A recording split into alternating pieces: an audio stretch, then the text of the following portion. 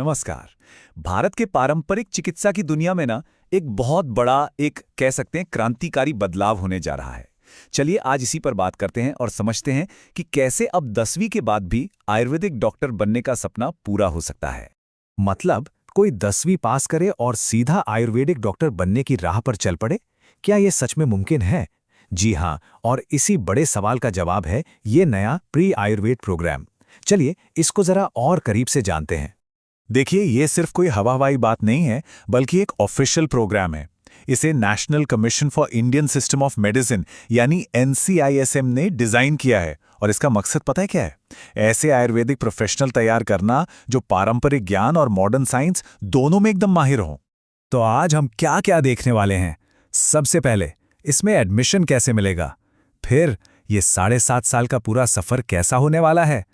Course के बाद career के क्या क्या मौके होंगे? और हाँ, आखिर में ये भी समझेंगे कि ये पहल इतनी स्पेशल क्यों है। तो चलिए शुरू करते हैं सबसे पहले और सबसे जरूरी सवाल से। इस कोर्स में एडमिशन मिलेगा कैसे? इसके लिए जो क्राइटेरिया है ना, वो बहुत सीधा साधा है। किसी भी मान्यता प्राप्त बोर्ड से 10वीं पास होना जरूरी है और जिस साल एडमिशन हो रहा है उस साल उम्र कम से कम 15 साल होनी चाहिए। अब एडमिशन के लिए एक नेशनल लेवल का एंट्रेंस एग्जाम देना होगा। इसका नाम है नीट PAP और ये एग्जाम खास तौर पर इसी प्री आयुर्वेद प्रोग्राम के लिए ही बनाया गया है। हाँ, एक और बात, इस एग्जाम में पास होने के लिए एक मिनिमम मार्क्स का क्राइटेरिया भी रखा गया है।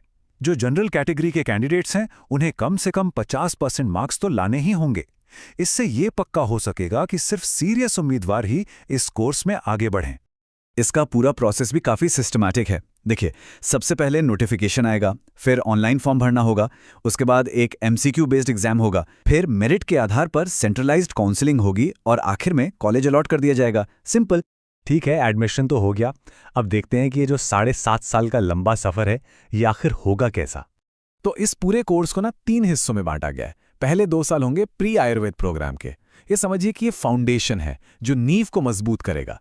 उसके बाद 4.5 साल का proper BA MS degree course होगा, यानी bachelor of Ayurvedic medicine and surgery. और सबसे आखिर में 1 साल की कंपलसरी इंटर्नशिप होगी जिससे प्रैक्टिकल एक्सपीरियंस मिलेगा। इस प्रोग्राम की जो सबसे खास बात है वो है इसका सीखने का माहौल। जो शुरू के 2 साल है ना, वो पूरी तरह से एक रेजिडेंशियल गुरुकुल सिस्टम में होंगे। मतलब वहां पारंपरिक गुरु शिष्य परंपरा को फिर से जिया जाएगा। ये बहुत ही यूनिक है। अच्छा, अब इन 2 सालों में पढ़ाया क्या जाएगा? तो इसका जो सिलेबस है ना, वो मॉडर्न और ट्रेडिशनल नॉलेज का एक गजब का बैलेंस है।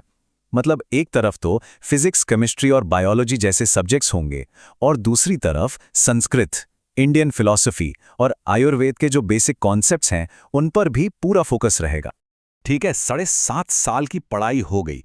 अब सवाल उठता है कि इसके बाद भविष्य में क्या मौके मिलेंगे। चलिए देखते हैं कि ये कोर्स पूरा करने के बाद करियर के कौन-कौन से रास्ते खुलते हैं। करियर के ऑप्शंस की बात करें तो वो काफ़ी सारे हैं। ग्रेजुएट्स सरकारी या प्राइवेट अस्पतालों में डॉक्टर बन सकते हैं, अपना खुद का क्लिनिक भी शुरू कर सकते हैं, या फिर चाहें तो टीचिंग और रिसर्च की फील्ड में भी जा सकते हैं। इसके अलावा भी गवर्नमेंट सर्विसेज, फार्मा इंडस्ट्री और वेलनेस सेंटर्स में भी बहुत अच्छे मौके हैं। तो अब आते हैं सबसे बड़े सवाल पर। आखिर ये पूरी पहल इतनी अलग और इतनी ज़रूरी क्यों है? इसका असली मकसद क्या है? ये जो प्रोग्राम है ना, ये असल में प्राचीन गुरुकुल परंपरा और मॉडर्न एजुकेशन के बीच एक ब्रिज की तरह है, एक पुल की तरह। यहाँ एक तरफ तो गुरु शिष्य परंपरा है और दूसरी तरफ इसे नेशनल एजुकेशन पॉलिसी 2020 के कॉम्पिटेंसी बेस्ड फ्रेमवर्क के साथ बहुत ही खूबसूरती से जोड़ा गया है। तो अगर हम इसे संक्षेप में देखें तो ये प्रोग्राम 5 पिलर्स पर खड़ा है। 1. पारंपरिक गुरु शिष्य परंपरा। 2. नई एजुकेशन पॉलिसी के साथ alignment. 3. Competency based learning. 4. Sanskrit पर जोर और 5. एक मजबूत साइंटिफिक फाउंडेशन। और यही सब मिलकर इसे एक बिल्कुल अनोखा प्रोग्राम बनाते हैं। आपको बता दें कि इस पहल की शुरुआत दिल्ली के सेंट्रल संस्कृत यूनिवर्सिटी ने की है और इसका पहला कैंपस महाराष्ट्र के नासिक में खुल रहा है। शुरू में हर इंस्टीट्यूट में 50 स्टूडेंट्स का इंटेक होगा, जिसे आगे चलकर और बढ़ाने का प्लान है। तो आखिर में सवाल यही बचता है, क्या ये प्रोग्राम भारत की प्राचीन चिकित्सा पद्धति का भविष्य तय करेगा? क्या ये प्राचीन ज्ञान और मॉडर्न साइंस को जोड़ने का सबसे कामयाब मॉडल बन पाएगा? देखिए, ये एक बहुत बड़ा और महत्वाकांक्षी विजन है, और इसका असली असर क्या होगा, ये तो खैर आने वाला वक्त ही बताएगा। एजुकेशन से जुड़ी हर जानकारी के लिए शिक्षक सारथी को सब्सक्राइब और लाइक कीजिए।